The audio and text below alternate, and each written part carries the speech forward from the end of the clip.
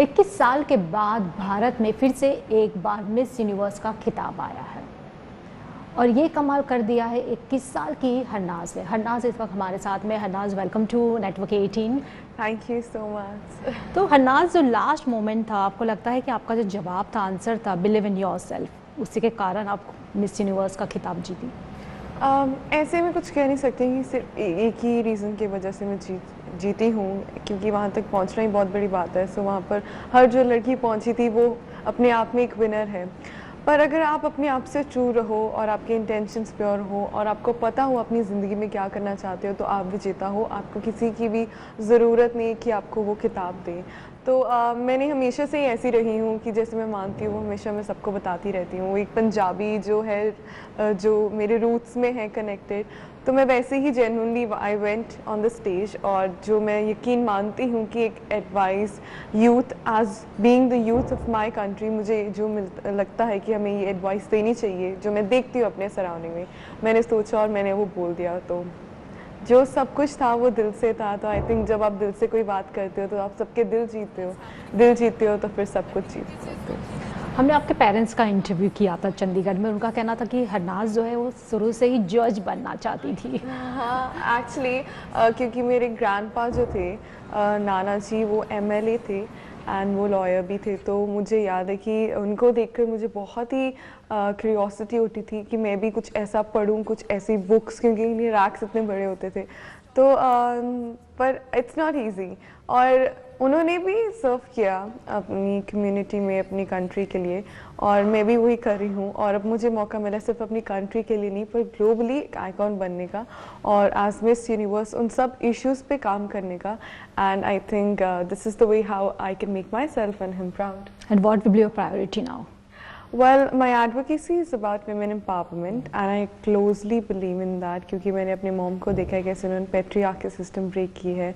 और जब मैं ब्यूटी पाजेंट्स में जीती थी नेशनल पाजेंट, तो मैंने देखा कैसे मेरी कम्युनिटी के जो एटीट्यूड था टुवर्ड्स ब्यूटी पाजेंट वो चेंज हो गया। उनको ये पता चला कि it's not about just looking beautiful, बहुत ही और चीज़ें भी चाहिए, पर्सनालिटी, कॉन्फिडेंस, और जो आपके ओपिनियंस हैं आपको पता होना चाहिए आप क्या बोल रहे हो, क्यों बोल रहे हो। तो बहुत चीज़ें मैटर करती है। It's not easy, it's just not glamorous. And मेरे को लगता है कि मैंने पहले ही वो स्टेरियोटाइप्स ब्रेक कर दी हैं अपनी कम्युनिटी में। एंड अब लार्जर मास पे मुझे मौका मिला है कि मैं सब चीज़ों के बारे में बात करूँ, स्पेशली रिगार्डिंग मेंस्ट्रुअल हाइजीन, क्योंकि अभी भी औरतों को बहुत अनकम्फर्टेबल फील होता है जब वो अपनी हेल्थ के बारे में बात करते हैं। And to choose your own partners, क्योंकि हर इंसान को हक है अपनी ज़िंदगी अपने ढंग से जी सके। तो हम 21वीं सदी में रहते हैं, तो औरतों को अभी भी क्यों निगलेक्ट किया जाता है। So it's of. हन्ना, इसके पहले आपने पंजाबी फिल्मों में भी काम किया है, तो क्या आगे की राह बॉलीवुड में होगी? I think it's too soon to say that, but yes, I'm an actress and acting is one of my great talent. मैं theatre artist हूँ from the last 5 years. So जो भी होगा देखते हैं। अभी मैं अपनी मिस यूनिवर्स की जर्नी पे भी फोकस कर रही हूँ। सो जो भी आता रहेगा उसकी तरफ मैं ज़रूर ध्यान दूँगी। तो आगे आपका प्लानिंग क्या है? बिकॉज कोविड टाइम, सो कितना रेस्ट्रिक्शंस रहेगा आपके ऊपर? आई थिंक कोविड से हमें बहुत प्रॉब्लम्स आई हैं, पर आप सोचो कि मिस यूनिवर्स फिर भी हुआ है, और ये एक एग्जाम्पल है कि हम अनस्टॉपेबल हैं। No matter what's happening in the world, हमारा जो एजेंडा है एम्पावरिंग वुमेन, वो वैसे ही चलता रहेगा। एंड अभी मेरे आगे प्लान ये है कि जो भी मैं करूँ उसको सेफ्टी और प्रॉपर मैं प्रिकॉशंस लेके करूँ। जहाँ भी मैं ट्रैवल कर रही हूँ मिस यूनिवर्स की टीम के साथ, या कोई भी मैं कैंप्स में जा रही हूँ, कुछ भी कर रही हूँ, वो सेफ्टी के साथ होगा।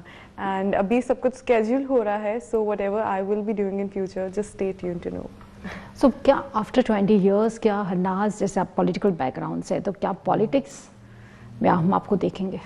Honestly, no politics, to be honest. I mean, why I have been doing masters in public administration is that I'm the youth of my country. I should know how the government is administrated. You know, it doesn't mean that I will go to the political system or something like that. But I believe that if you really want to see a change in the system, you need to be in the system, right? And this is my ultimate appeal to the youth. Globally, that you need to play a more active role in your political, economic or social system, because you are the change, and if you really want to bring that change, do it from now, learn what it is and what we can do. And along with that, climate change is one of the important aspects. I think it just comes the time you're born. It's nothing that you need to be taught about something. जैसे आपको पता है कि आप खाना खाओगे, आपको पता है कि आपकी priorities है, वैसे ही आपको पता होना चाहिए आपकी duty है. That comes, that's very important for you to understand. और अभी से हमें ये चीज़ें note करनी चाहिए. Plastics को जहाँ भी जाते हो, please travel your own, take your own bottles. और ये बहुत minimal details हैं, सुनने में बहुत funny लगती हैं, but इन छोटी details से बहुत बड़ा impact पड़ता है पूरे world पर. Climate change को लेकर आपको सवाल भी पूछा गया था Miss Universe contest. बिल्कुल, और आपको मैं बता नहीं सकती कि उस टाइम जब मुझे ये क्वेश्चन पूछा मैं बहुत खुशनसीब महसूस कर रही थी, क्योंकि the ultimate motto of being on that stage is to be impactful, कि जो भी वो देख रहा है उनको कुछ विजडम मिले, उनको कुछ इंसाइट्स मिले, उनको भी कुछ रियलाइज हो, क्योंकि बहुत होप से वो देखते हैं कि हम भी उस स्टेज पे जाना चाहते हैं. We also want to be on that stage, we also want to say something. So whatever we say they are getting influenced by that. I was so happy when they asked me climate change question. I was like okay, now this is my time to talk about something which is very serious, and it is right now that we need to change the whole process of resources and our choices. And जो वही बात जो मेरे दिल में था मैंने ऐसे बोल दी. तो I think मैंने बहुत genuinely बोला है, rather than saying something which is very theoretical. Being practical is what I believe in. I have always been like that. और हन्नाज, जैसे कि लाइक लास्ट मोमेंट कैसी थी, दिल की धड़कनें तेज़ हो गई थी?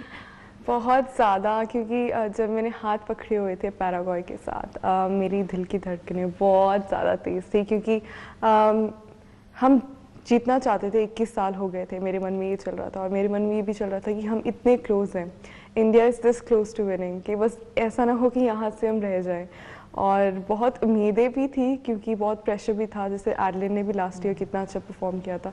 तो जब उसने नाम बोला स्टीव ने, आई वाज लाइक, मैंने अपने सारे इमोशंस निकाले. आई थिंक मेरे साथ पूरा भारत भी रोया, एंड वो बहुत ही ब्यूटीफुल मोमेंट था. मैं कभी कभी वीडियो देखती रहती हूँ एंड गूज़बम्स आते हैं मुझे, और काफ़ी खुशनसीब महसूस करती हूँ कि भगवान ने मुझे ये मौका दिया और मेरी मेहनत का रंग लाया. जीतने के बाद पहला फ़ोन किसको किया? My national director Natasha Grover, she was the first one जिनको मैंने कॉल किया. एंड हम एक ही चीज़ बोल रहे थे फ़ोन पे, चक दे फटे. And that's her dialogue actually. But वो मैंने हमेशा इसलिए लिया है क्योंकि वो बहुत एम्पावरमेंट लगता है मुझे, कि चक दे फटे, गो do what you want to do in your life and just get it, you know, just achieve your goals. That is the ultimate meaning of Chak De Fate in my dictionary.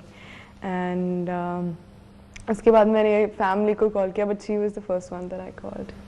Thank you हन्नाज, हमसे बात में. Thank you so much.